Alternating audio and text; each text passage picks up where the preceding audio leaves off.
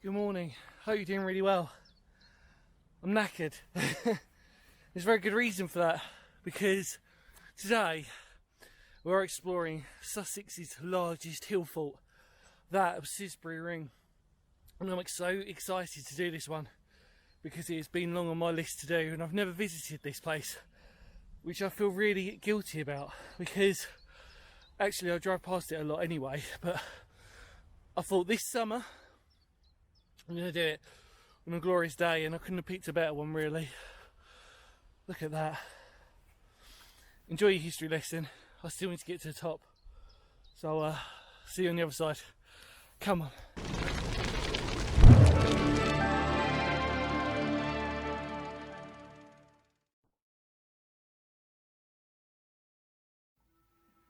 Located overlooking Worthing in West Sussex, Cissbury Fort lays claim to being the largest hill fort in all of Sussex, and when exploring there's no doubt it really does live up to its impressive title, with its overall size being the second largest in England. So what about the history? Well, from what we know, Cissbury Hill Fort started life as an Iron Age hill fort and was built around 400 BC, and due to its already advantageous geology, it would be converted into a hill fort just with a single rampart accompanied by a ditch and low counterscarp bank. It would have looked mightily impressive with its dominance on the landscape having been seen for miles and miles. During its lifetime it would see many changes, and as was common with hill forts, their role would eventually take up more of an agricultural use, its late occupiers having been that of the Romano-British period, noting that during their residence the ramparts had been heightened to possible fear of Danish attacks. However, all of this aside, having been visited by many a Victorian antiquarian and subsequent archaeologists, Cissbury Ring would reveal its biggest secret lost to time, that of it having significant use as a Neolithic flint mine, which would prove to predate its use as a hill fort, showing the area to always have some form of habitation and use well before what you can see today, discovering pits and shafts all over the site, of which it still bears some of those historical scars. Its last real use came during World War II as an anti-aircraft site and then as a training camp. Now, with the site being taken over by the National Trust and being rightfully given scheduled ancient monument status, I can safely say that Cissbury is well worth a visit should you be in the area.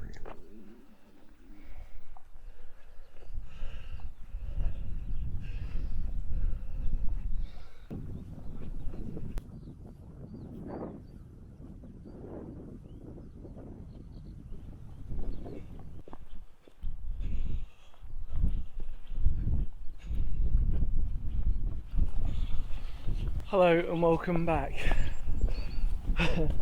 to rather blowy Cissbury Ring. We're very busy, which I actually am really not surprised by on a day like this, when you can see probably the most romantic views in Sussex, knowing that you're looking at the sea, you're looking at Worthing, and if you turn round you get to see the beautiful Sussex countryside, and Chantonsbury Ring is round there, I think is around the corner, which at some point we will do a video on Chantonsbury Ring. I'm not doing that today, we've got a few other things to do, but stay tuned because we will do that one at some point. And as you can tell, we're walking across the sort of lower ditch, and there's our rampart there, so we're sort of, and that's all there is, as you probably surmised from your history lesson. But it is simply stunning today, and I'm grateful for the mild relief of the coastal wind to sort of cool me down a little bit, because when you're walking up that hill, no wonder there's loads of benches, because people just crash out before they've even done anything here. But yeah, I wasn't really sure how to film this today, so we're going to just kind of ad lib it a little bit of how to do this. So at the moment we're walking around the outer ring, Obviously then we know that inside is our actual Hillfort proper, and it just really, you can understand why there was a Hillfort here for obvious reasons. Obviously Worthing wasn't going to be the community, shall I sort of say, the early communities would have used this place for multiple reasons, not just Hillforts. And again, I've sort of said that in a few things before, where it's weird, we look at Hillforts and we automatically assume with the word fort in it we think of something military. Not necessarily, more for communal, tribalism, loads of different things. Obviously yes, defensive as well, but it was way more than that. But this is just amazing, just as a place, really.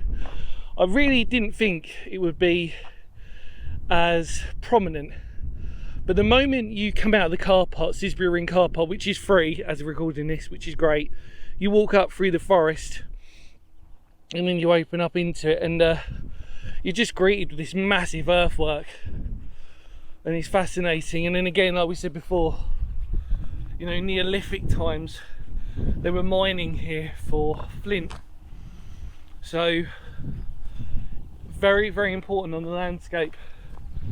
And just to note that we can sort of tick off and say we've done Sussex's largest Hillfort, because as of recording this we are in West Sussex, but it covers both Sussexes, east and west, as being the largest. So if you're not familiar with my channel and you like Hillforts, we've done a few. We've done Oldbury Hillfort in Kent, Danebury in Wiltshire, and we've also done Barbary in Wiltshire, I think. Yeah, we'll go with that. Sorry people if you saw the Barbary Hillfort one. And that's all I can remember. I'm sure we've done more, but I just genuinely can't remember. Look at this though. It almost, you almost forget that there's a Hillfort here. But we've got to climb up that, so let's do it.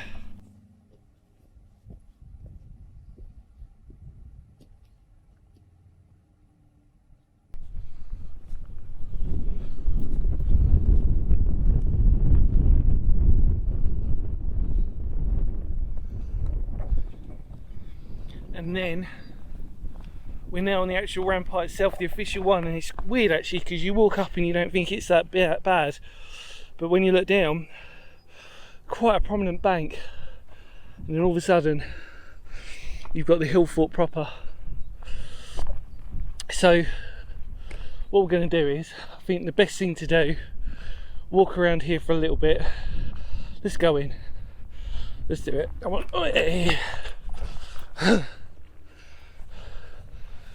So, lots of holes and pits. Again, at one point this was heavily mined, but this Iron Age Hillfort, that proper, very impressive. And then again, which was very common in World War II, which was used as an anti-aircraft site. So there would have been some anti-aircraft guns placed around this fort for good reason. I mean, what a fantastic view if you wanted to shoot down enemy planes. None of that remains, however.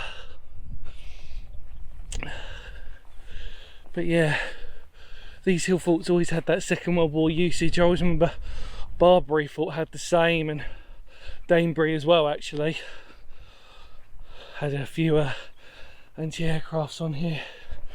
The other thing is, there are a few tummy, well I say a couple actually, probably more than that. There's a few tummy or round barrows here, bowl barrows, situated on this site, situated around this site. And again, that wasn't uncommon. Religious reuse of purpose, and especially on places of high prominence in the landscape, you want those barrow sites or those burial grounds to be really stand out as much as possible. And the other thing that people always forget is that most of the time, because they would have reused the soil, they would have been white. So you can imagine these huge white sort of bowls situated on this part of the hillside.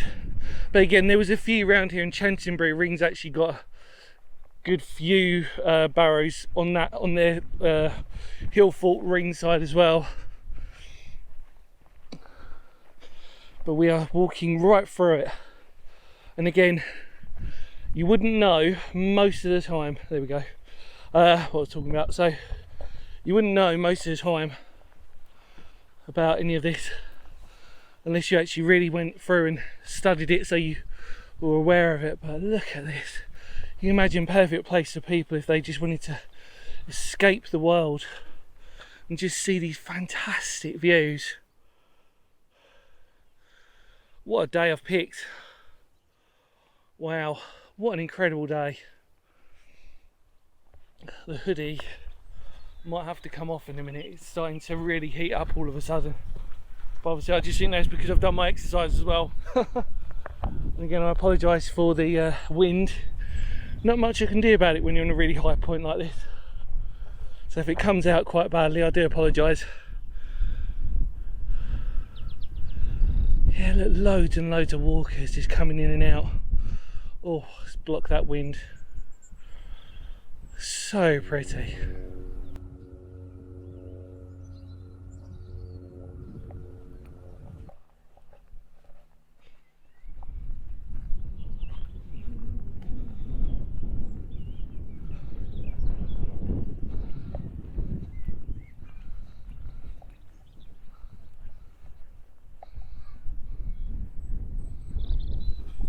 So nature is in abundance, as you can imagine here, and it's so lovely just to sort of like pause for a second and just really pick up that vibe of just the sound of the birds, nature. And when the wind stops, you can hear people as they're walking by, and the contemplation and reflection that we have when we're sort of like at a place like this. It's incredible, really. And we're still not done actually. So if I show you, we're basically walking around the fort still, and because it is the largest hill fort in Sussex, you can imagine that we're nowhere close yet, and it is huge. I mean, it really is. It's a impressive sight.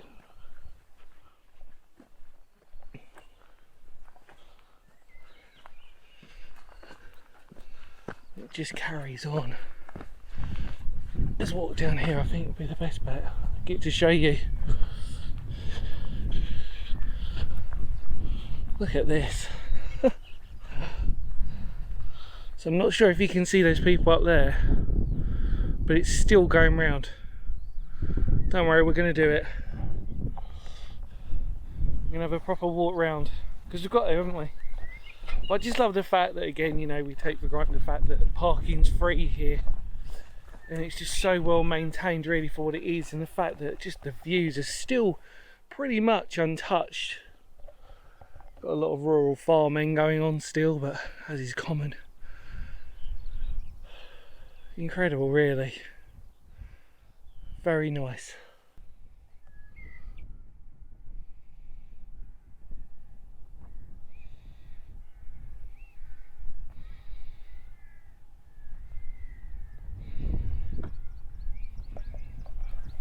So we're now heading towards the rear for us of the Hillfort, which is obviously rear compared to that, the main car park at Cissbury Ring. However, in the distance there is the other car park, which you can go to quite easily.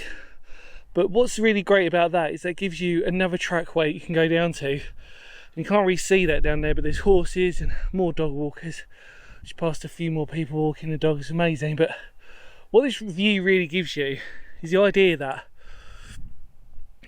the natural geography of this place and topography really lends itself to having a hill fort, and it doesn't really take that much of an imagination to understand why our early ancestors would have built somewhere like this. It's the highest point you can see for miles.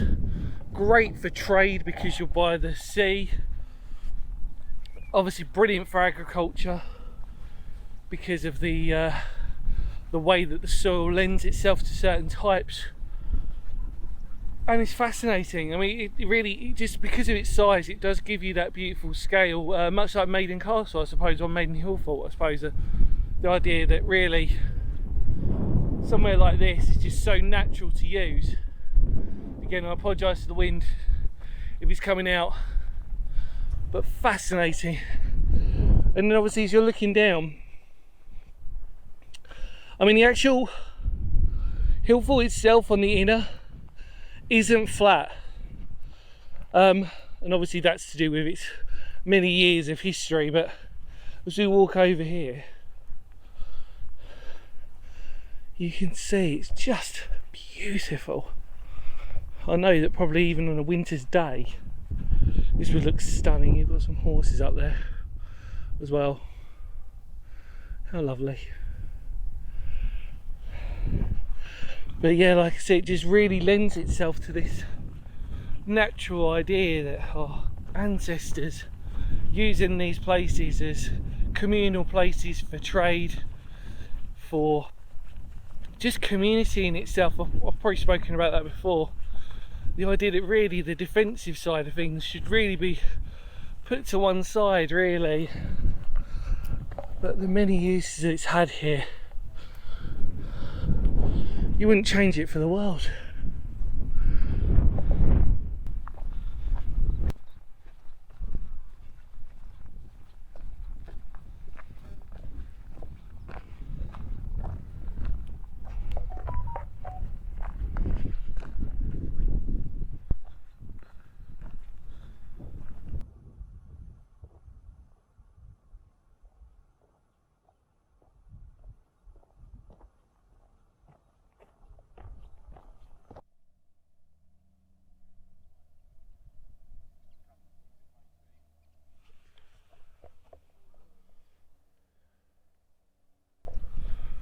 Right, so we're about halfway through our journey today. We're at the opposite end of the gate, which you can see there. So obviously they had two entrances at Hillfort's, and we're at the furthest point now, obviously with Worthing Central being across there, obviously going from east to west. So I'm assuming from memory this would be the east gate and then heading towards west, only because, well, that's Worthing, and then obviously it goes off to Littlehampton, and obviously that's heading towards the west. I'm just using my common sense here, everybody.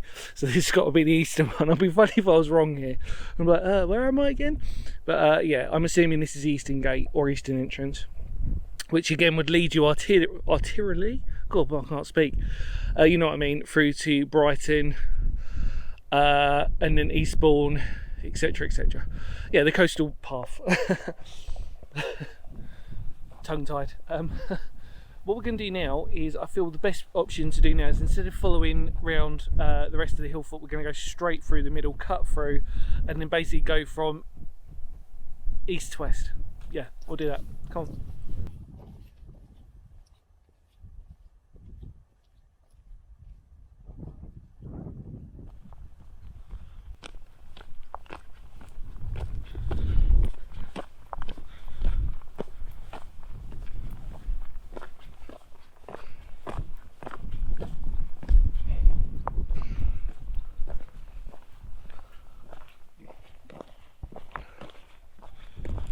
Right, here we are. We're officially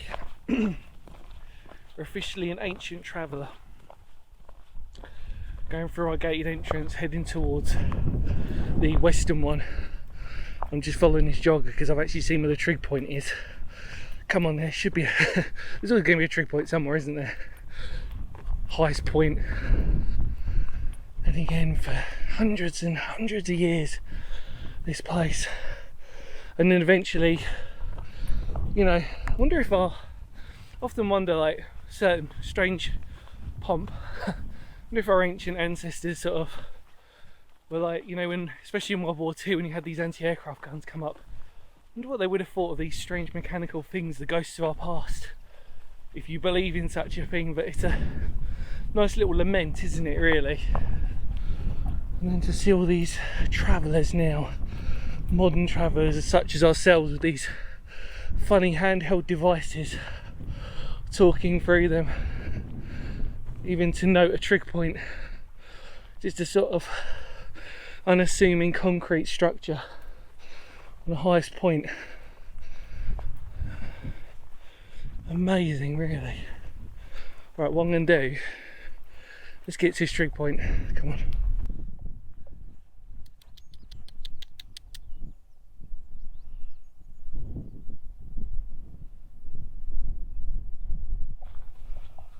Right, well, I went to the trig point, got chatting to a very lovely runner up there, very nice bloke. If you're watching this, hello, don't know if you are or not, and good luck with your operation. He was saying something about his operation, and he was saying about his leg, and I was like, oh god, hate to do that. So good luck to you, mate. Hopefully you do a good one. Hopefully you'll have a really lovely end to your race. As you've just seen behind me, the wild horses, we're now right in the centre of the Hillfort, and in fact you can see the prominent part of the rampart at the other end, and I think that is the eastern entrance, like we said before. No, western. Cool. There we go. We're walking right through it again. It's just stunning here. The wind had subsided, but I think that's because of all the because of basically all the plant life that's here, the trees, the gorse, terrible gorse. If you're an explorer,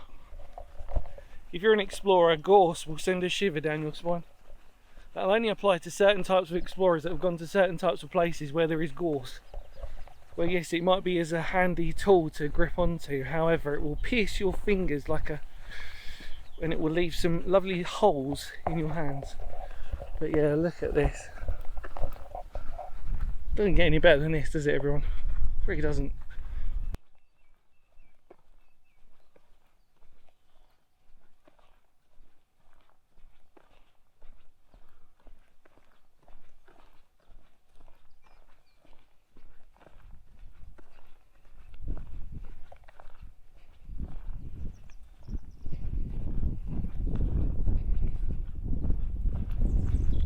Well, we've pretty much made a full circle now in a really peculiar way. Well, we say before, I think I may have mentioned this on a previous one, so it depends if you've watched these or not, but Danebury, for example, I said that I do get a mild form of anxiety if I do something like a Hillfort, because I really don't think you can make a exciting or interesting video if you just do a loop around. You have to sort of go in and out, and even though, like we said before, there's hardly anything to look at on the inside, which is obviously where the communal hub would have been, it's still a nice walk. You still have to try and treat it as such when you're here. And yeah, we're pretty much at the end, everyone. Well, any more words of Phoenix history, thank you so much for coming along with me. Hopefully you had a really nice time. Stay safe. Love to all of you out there. Feel free to spread the word channel. And see you all very soon, because history matters. Really does. Take care. Cut out.